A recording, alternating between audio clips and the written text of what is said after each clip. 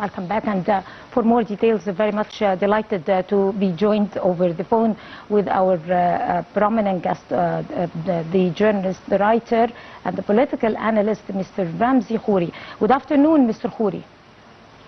Good afternoon. Right. So how heavily do Arab Gulf countries like Kuwait, Bahrain, and the United Arab Emirates rely on the coastal desalination, and how vulnerable are these plans to regional retaliatory drone? Of course, they are very vulnerable. The desalination plant is what produces the water that the Gulf needs in order to stay alive. And this would be a weapon of mass destruction. This is attacking desalination plants and wiping them out like Iran has threatened at some point in the past. Is a very dangerous endeavor that will take this crisis to another level. And I think that maybe Iran is aware of this. This is not something that Iran is going to do lightly. Right. To what extent do the kinetic attacks on dual-use power and water facilities in Iran and the Gulf states breach the international humanitarian law and constitute war crimes, rather? Any attack on civilian infrastructure, especially civilian infrastructure that people need in order to stay alive, is a war crime. And international law is very clear regarding this. So the American attacks on Iran and the infrastructure in Iran is a war crime. But when Iran attacks Gulf states or its neighbors in the same manner, this is also a war crime. And the fact that it is a retaliatory is not enough for it to stop being a war crime. It continues to be a war crime. A war crime does not justify a war crime in international law. Right. So, Dr. Khoury, Mr. Khoury, rather, in what ways do the U.S. Military strikes on water tanks and pumps intensify the local humanitarian and drinking water crisis for the Iranian villagers? It has created a crisis in certain areas, especially areas that are very reliant on water for agriculture.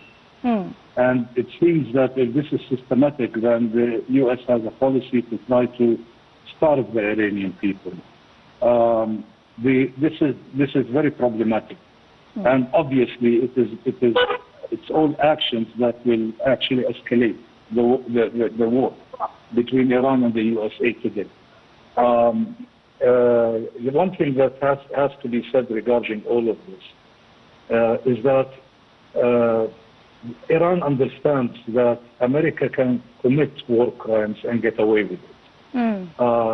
Iran understands this very well. And therefore, if they are going to look at tit for tat, if America can get away with war crimes, why shouldn't they be able to get away with war crimes? And this is where the problem is. The problem is that specifically with this war, and especially after the 7th of October in Gaza, we have seen international law go down the drain. We have seen international law not being applied. The USA is putting more sanctions on ICC and ICJ judges who are trying to affirm international law, and they are paying a very big price. So this situation is taking us to a place where there is no international law. And if we go to that place, then may God help this world, because the only thing that stops people and nations from committing war crimes is international law. And we're seeing it going down the drain.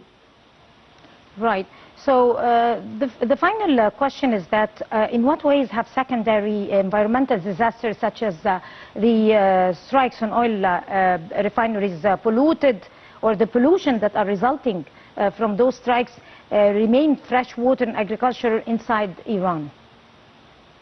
This is yet another disaster, and we don't know the exact scope of this disaster yet. We know that there has been leakage in the Arabian Gulf. We know that there is damage, and we know that it's going to take a lot of effort and probably many years before that damage is resolved.